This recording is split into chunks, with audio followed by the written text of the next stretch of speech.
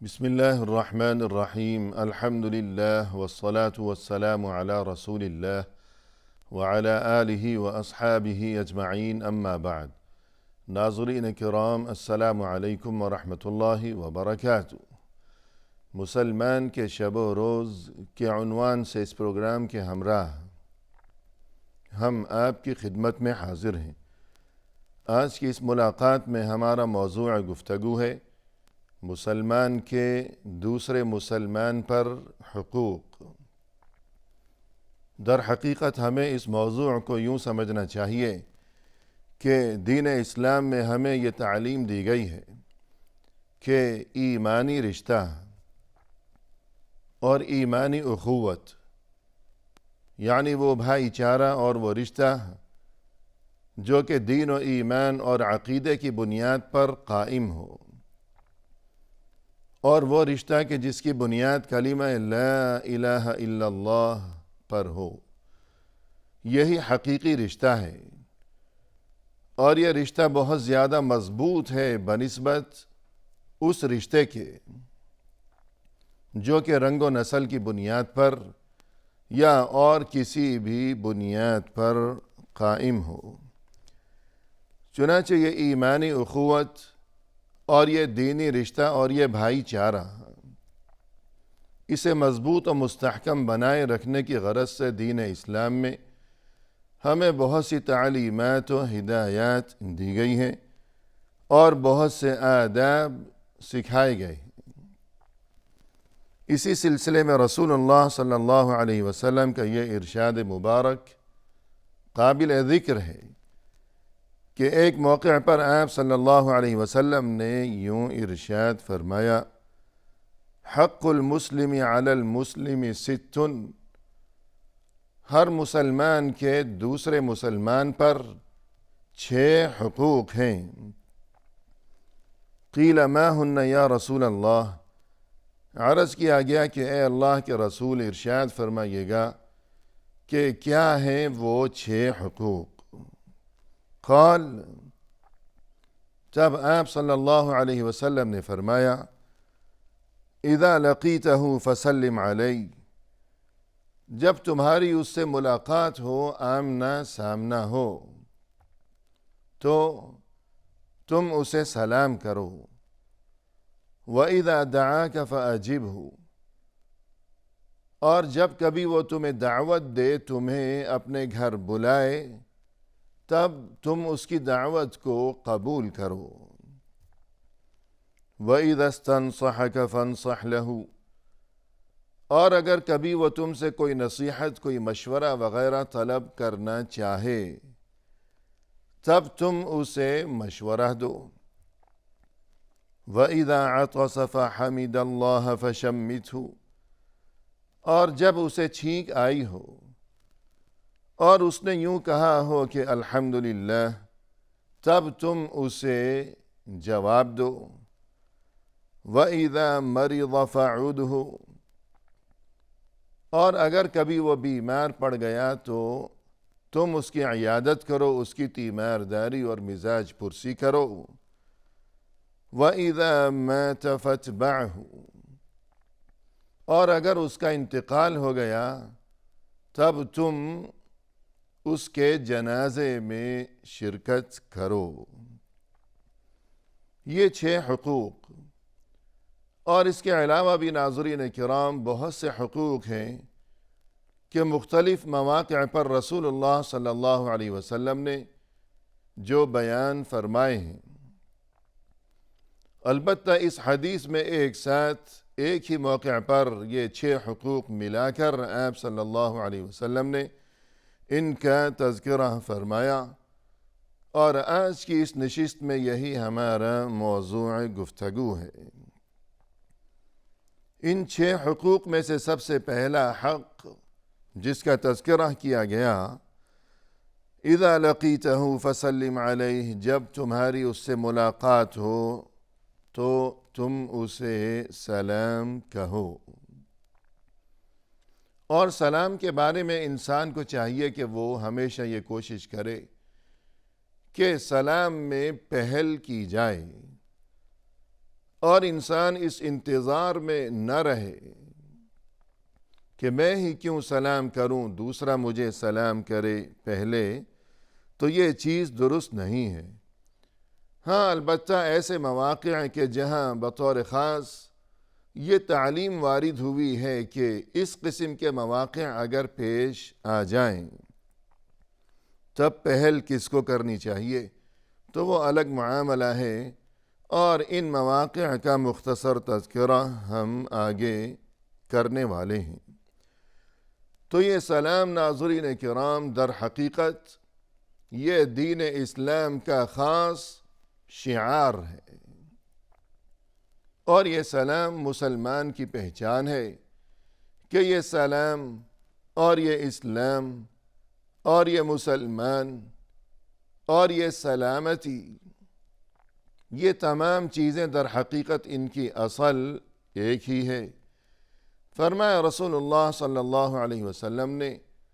المسلم من سلم المسلمون من لسانہ و یدہ، مسلمان تو در حقیقت وہ ہے کہ باقی تمام مسلمان جس کی زبان اور جس کے ہاتھ کے شر سے سلامت رہیں، مسلمان سلامت رہیں کہ سبھی لوگ اس کی زبان اور اس کے ہاتھ کے شر سے سلامت رہیں، تو یہ حقیقی مسلمان ہے۔ اور اسی طرح یہ سلام، یہ تو اللہ کے جو اسماء حسنی ہیں، اللہ کے بہت سے اچھے اچھے نام، تو انہی ناموں میں سے اللہ کا ایک نام ہے السلام، اور اسی طرح جنت کے ناموں میں سے ایک نام ہے دار السلام، یعنی سلامتی کی جگہ، واللہ یدعو الی دار السلام، اللہ تمہیں بلا رہا ہے سلامتی کی جگہ کی طرف، یعنی جنت کی طرف۔ قرآن کریم میں فرمایا فَإِذَا دَخَلْتُمْ بُيُوتًا فَسَلِّمُوا عَلَىٰ أَنفُسِكُمْ تَحِيَّةً مِّنْ عِنْدِ اللَّهِ مُبَارَكَةً طَيِّبَةً، جب تم گھروں میں داخل ہو تب تم اپنے لوگوں پر سلام کرو، اپنے لوگوں پر، عَلَىٰ أَنفُسِكُمْ، کہ ہر مسلمان کے لیے باقی تمام مسلمان گویا کہ وہ خود اس کے اپنے وجود کا ہی حصہ ہیں، کہ یوں انفسکم کا لفظ جو استعمال کیا گیا کہ حقیقی معنی اس کے یہ ہیں کہ تم خود اپنے آپ پر سلام کرو، کہ یہ لغوی اور حقیقی معنی ہے کہ اپنے آپ پر سلام کرو، اور مقصد یہ ہے کہ وہاں گھر میں جو لوگ موجود ہیں انہیں سلام کی تعلیم دی جا رہی ہے کہ انہیں سلام کیا جائے، اور لفظ استعمال کیا گیا کہ فَسَلِّمُوا عَلَىٰ أَنفُسِكُمْ، کہ گویا وہ اور تم ایک ہی چیز ہو، اور یہ سلام تحیۃ من عند اللہ، یہ تو اللہ کی طرف سے تحیہ ہے، یہ دعا ہے، یہ اللہ کی طرف سے سلامتی کی دعا ہے، مبارکۃ طیبہ، اور یہ بہت ہی برکت ہے اور پاکیزہ ہے، یعنی آپ اس میں ایک دوسرے سے ملاقات کے موقع پر اور کوئی لفظ استعمال کرنے کی بجائے ہمیشہ السلام علیکم اگر یوں کہا کریں سبھی اہل اسلام، تمام مسلمان، تو اللہ کی طرف سے ہمیں اس کا حکم بھی دیا گیا ہے، اور یہ بات بھی بتائی گئی ہے کہ یہ اللہ کی طرف سے طریقہ ہے ایک دوسرے کو دعا دینے کا، اور یہ بہت ہی مبارک طریقہ ہے، بہت ہی پاکیزہ طریقہ ہے۔ رسول اللہ صلی اللہ علیہ وسلم نے فرمایا والذی نفسی بیدہ لا تدخلوا الجنت حتی تؤمنوا، قسم ہے اس اللہ کی جس کے قبضے میں میری جان ہے، تم ہرگز جنت میں داخل نہیں ہو سکو گے تا وقت کہ تم حقیقی مؤمن نہ بن جاؤ، وَلَا تُؤْمِنُوا حَتَّى تَحَابُّوا، اور تم اس وقت تک حقیقی مؤمن نہیں بن سکتے تا وقت کہ تم ایک دوسرے سے محبت، کہ دلوں میں ایک دوسرے کے لیے محبت و عزت و احترام کے جذبات جب تک نہیں ہوں گے اس وقت تک تم حقیقی مومن نہیں بن سکو گے۔ افلا ادلکم علی امر اذا فعلتموه تحاببتم، کیا میں تمہیں نہ بتا دوں ایک ایسا کام کہ اگر تم وہ کام کرو گے تو تمہارے دلوں میں آپس میں ایک دوسرے کے لیے محبت پیدا ہوگی۔ افشوا السلام بینکم، اور وہ کام یہ ہے کہ تم زیادہ سے زیادہ آپس میں ایک دوسرے کو سلام کیا کرو۔ الغرض یہ جو سلام ہے یہ مسلمان کی پہچان ہے، یہ دین اسلام کا شعار ہے، اور اس سلسلے میں مختصر جو آداب ہیں تو ان کا تذکرہ یوں سمجھ لینا چاہیے کہ چھوٹا بڑے کو سلام کرے، اور یہ کہ جو کوئی چل رہا ہو یا سوار ہو وہ پیدل کو سلام کرے، یعنی جو کوئی سواری پر سوار ہے، تاکہ اس کے دل میں غرور پیدا نہ ہونے پائے کہ میں سوار ہوں، گاڑی پر ہوں یا کسی بھی سواری پر، اور یہ پیدل ہے، میں بڑا ہوں، یہ معمولی ہے۔ تو یوں اس غرور اور تکبر سے بچنے کی غرض سے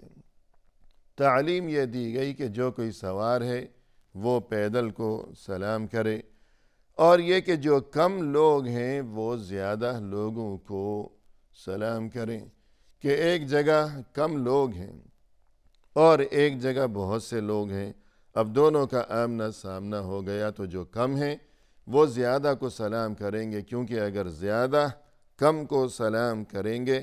تو اس میں مشقت ہوگی۔ اور اسی طرح جو کوئی باہر سے اندر آیا ہے کسی جگہ، تو باہر سے آنے والا اندر والوں کو سلام کرے گا، نہ کہ اندر والے باہر سے آنے والے کو سلام کریں گے۔ تو یہ پہلا حق ہو گیا، یعنی سلام کرنا۔ اور دوسرا حق جو کہ اس حدیث میں بیان کیا گیا، اجابت الداعی، کہ اگر ایک مسلمان نے دوسرے مسلمان کو دعوت دی ہو، کھانے پر بلایا ہو یا کوئی بھی سلسلہ ہو، تو اس کی دعوت کو قبول کیا جائے، کہ یہ بہت بڑا حق ہے ہر مسلمان کے ذمے دوسرے مسلمان بھائی کی طرف سے۔ یہاں تک کہ رسول اللہ صلی اللہ علیہ وسلم نے ارشاد فرمایا، من لم یجب الدعوہ فقد عصى اللہ ورسولہ، جس کسی نے دعوت کو قبول نہیں کیا یقیناً اس نے اللہ اور اس کے رسول صلی اللہ علیہ وسلم کی بڑی نافرمانی کی ہے۔ یوں اگر کسی نے ہمیں دعوت دی ہو، ہمیں چاہیے کہ ہم اس کی قدر کو پہچانیں، اور یہ کہ اس کی دعوت کو قبول کریں، اور اگر کسی وجہ سے ہم وہاں نہیں جا سکتے کہ پہلے سے کوئی اور مصروفیت طے ہو، تو ایسے میں کم از کم یہ کہ ہم عذر پیش کریں، معذرت کریں، لیکن ایسا معاملہ کہ نہ تو دعوت قبول کی جائے اور نہ ہی کوئی معذرت کی جائے، تو یہ بہت ہی بے مروتی کا معاملہ ہو جائے گا کہ ضرور دعوت قبول کی جائے، ورنہ یہ کہ اگر کوئی عذر ہو تو مناسب طریقے سے معذرت کر دی جائے۔ اور تیسرا حق یہ بیان کیا گیا کہ اگر کوئی نصیحت کا خواہاں ہو، کوئی مشورہ طلب کیا ہو کسی نے اگر اپنے مسلمان بھائی سے، تو اسے چاہیے کہ اسے انتہائی خلوص کے ساتھ مشورہ دے۔ جس چیز کو وہ خود اپنے لیے پسند کرتا ہے تو اسے بھی اسی چیز کی جانب اس کی رہنمائی کرے، ویسا ہی اسے مشورہ دے، اور جس چیز کو وہ اپنے لیے برا سمجھتا ہے تو اس چیز کو اس کے لیے بھی برا سمجھنا چاہیے۔ رسول اللہ صلی اللہ علیہ وسلم نے فرمایا، لا يؤمن احدکم حتی يحب لأخیہ ما يحب لنفسہ، تم میں سے کوئی اس وقت تک مومن نہیں ہو سکتا یہاں تک کہ وہ دوسرے کے لیے بھی اس چیز کو پسند نہ کرنے لگے کہ جس چیز کو وہ خود اپنے لیے پسند کرتا ہے، یعنی جس چیز کو انسان خود اپنے لیے پسند کیا کرتا ہے تو اسی چیز کو وہ دوسرے کے لیے بھی پسند کیا کرے، ورنہ وہ حقیقی مومن نہیں ہوگا۔ اسی طرح فرمایا رسول اللہ صلی اللہ علیہ وسلم نے، المستشار مؤتمن، جس کسی سے مشورہ طلب کیا گیا ہو تو اب یہ چیز اس کے پاس امانت ہے، یعنی امانت داری کے ساتھ اسے درست اور مناسب مشورہ دینا اب اس کی ذمہ داری ہے۔ امانت کا تقاضا یہ ہے کہ یہ خلوص نیت کے ساتھ بہترین مشورہ اسے دے، کیونکہ اس نے جب اس پر بھروسہ کیا ہے اور اسے اس قابل سمجھا ہے کہ اس سے مشورہ مانگا جائے یا اس سے نصیحت کی فرمائش کی جائے، تو اب یہ بات اس کے ذمہ ہے کہ جس طرح اس نے اسے امانت دار سمجھا، ایماندار سمجھا، مشورے کے قابل سمجھا، تو جواب میں اس کی طرف سے بھی اسے درست مشورہ دینا اس کی بہت بڑی دینی و اخلاقی و معاشرتی ذمہ داری ہے۔ اسی طرح چوتھا حق یہ بیان فرمایا رسول اللہ صلی اللہ علیہ وسلم نے کہ اذا عطس وحمد اللہ تعالی فقال الحمد للہ، تو ایسے میں فشمتہ، یعنی جب چھینک آئی ہو، اور چھینک آنے پر جیسا کہ دین اسلام کی تعلیم یہ ہے کہ جس کو چھینک آئی ہو وہ یوں کہے کہ الحمدللہ، یعنی اللہ کا شکر ادا کیا جائے، کیونکہ یہ جو چھینک ہے، چھینک آنے پر انسان کی طبیعت میں بہتری آتی ہے کہ چھینک جب تک وہ اٹکی ہوئی ہے تو انسان کو ایک عجیب سی الجھن میں انسان پڑا رہتا ہے، تکلیف محسوس ہوتی ہے، لیکن جب چھینک آ گئی تو اسے سکون محسوس ہوتا ہے، لہذا اسے اس سکون پر اور طبیعت میں اس بہتری پر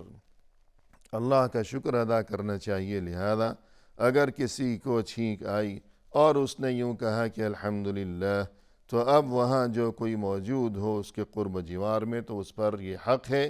کہ وہ جواب دے اور یوں کہے کہ یرحمک اللہ، اور جواب میں پھر وہ چھینکنے والا یوں کہے گا کہ یہدیکم اللہ۔ پانچواں حق یہ بیان کیا گیا کہ اگر وہ بیمار پڑ گیا تو اس کی تیمارداری کی جائے، اس کی عیادت کی جائے، کہ یہ چیز اس کے لیے بڑی دلجوئی اور تسلی کا سبب بنے گی، اور جو اس کے افراد خانہ ہیں، عزیز و احباب ہیں، ان کے لیے بھی یہ چیز بڑی تسلی کا اور یہ کہ دلجوئی کا سبب بنے گی۔ اور آخری اور چھٹا حق یہ کہ اگر اس کا انتقال ہو گیا تو اس کے جنازے میں شرکت کی جائے، کہ کسی کے جنازے میں شرکت یہ چیز مسلمان کے لیے بہت ہی باعث اجر و ثواب ہے،